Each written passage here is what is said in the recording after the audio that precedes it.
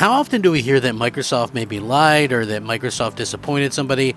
I think it's something that happens quite often, but are they actually doing these things that they're being accused of? I think that is a completely different situation and set of circumstances altogether. Now, obviously, we're living in a little bit different type of time and age in video games, and of course there's no such thing as a company that's going to do everything right and nothing wrong, but there is seemingly a company that can do wrong things and get away with it whenever they want, and that would be Sony. They seem to do kind of what they want with everything. Microsoft is obviously a company that has a lot going for it, but yeah, there's sometimes some issues and things that happen that honestly don't end up turning out right for fans, and fans noticeably get a little bit upset or whatever. And I completely understand that, because I think that sometimes you get promises from people. But I also want to say this, like, to me, and this might just be me, but I noticed some other people kind of mention this as well. It seems like Xbox gets a lot of the negativity in the press and sites and things like that for little things, right? Like if Sony does something or delays a game, everybody's like, oh, that's fine, it's going to be patched up well and it'll be better and blah blah blah. You hear these type of things, but if Microsoft delays a game, people automatically jump on it. Like Starfield, for instance, gets a little 3-month delay out of a window. They never had a release date for it yet in 2023, but was supposedly supposed to release in the first half of 2023, and they needed a few extra months.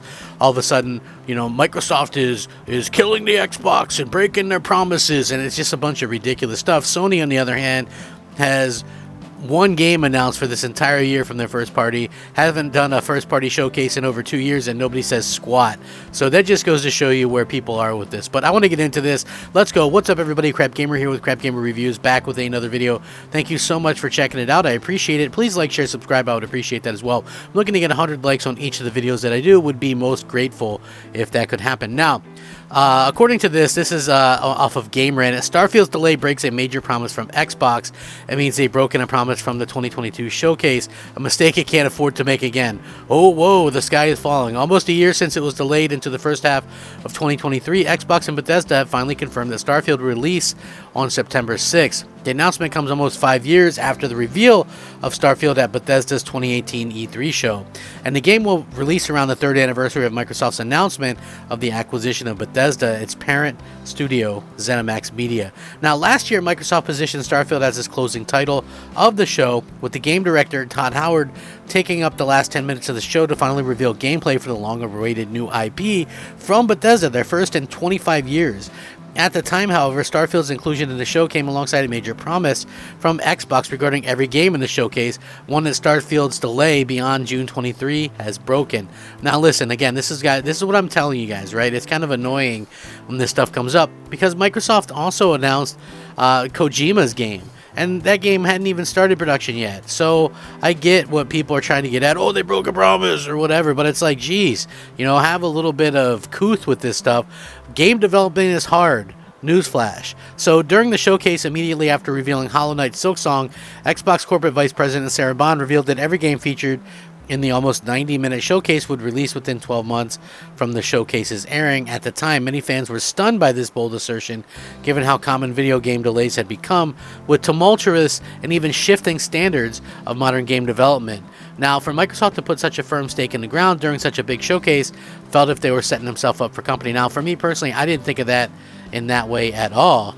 Like, I've always felt, to me anyway, that, the things that Microsoft were doing were very much in line with what I kind of wanted. Now, that doesn't mean that everything, honestly, is going to go the way that you hoped that it would. But anyway, at the time, when Microsoft was saying, oh, these games, I was a little bit disappointed in the E3 showing, because it wasn't something they let us know that much ahead of time, that, hey, we're not going to be showing, we're only going to be showing stuff that's within 12 months. I was a little bit disappointed at that time, due to the fact that, Microsoft didn't say that until like the actual show or after show, and so a lot of us were expecting to see stuff like Avowed or whatever, and so we didn't see it. So anyway, there's confusion about whether this actually applied. First of all, like I said, because of Hollow Knight Silksong, a tweet later confirmed that the claim did include the indie game, which was also confirmed to launch in a Game Pass. Secondly, the claim didn't include announcements like the reveal of Hideo Kojima's partnership with Xbox, with both parties still say is a long ways off completions. With it in mind, though, it's fair to assume that everything else would release. But again, you had so much in that showcase. The fact that it didn't, I think people are kind of nitpicking a little bit. The claims surprisingly continue to hold true, as games featured like A Plague Tale Requiem, High on Life, Persona 3 Portable, Persona 4 Golden, Wo Long Fallen Dynasty have indeed already released within the 12-month showcase. Others, such as Redfall, Diablo 4, have already seemingly locked in release dates for May and June respectively. For some titles, however, such as Forza Motorsport, Ark 2, Flintlock, and Lightyear Frontier, the release dates are still ambiguous. Now, with Starfield's delay, the promise has been broken, meaning it's more realistic that these games will see delays beyond June 23 if they're not ready to release. However, the delay of Starfield and associated breaking of Xbox's promise during the last summer showcase means Xbox cannot pull this trick again during the next Xbox showcase, which is scheduled for June 11, 2023. And at the time, claiming that all the games featured in the show would release within 12 months felt like somewhat of an excuse for Microsoft to justify not having any new information on long-anticipated titles, such as Avowed, State of Decay 3, Perfect Dark, Fable, Everwild, and Hellblade 2.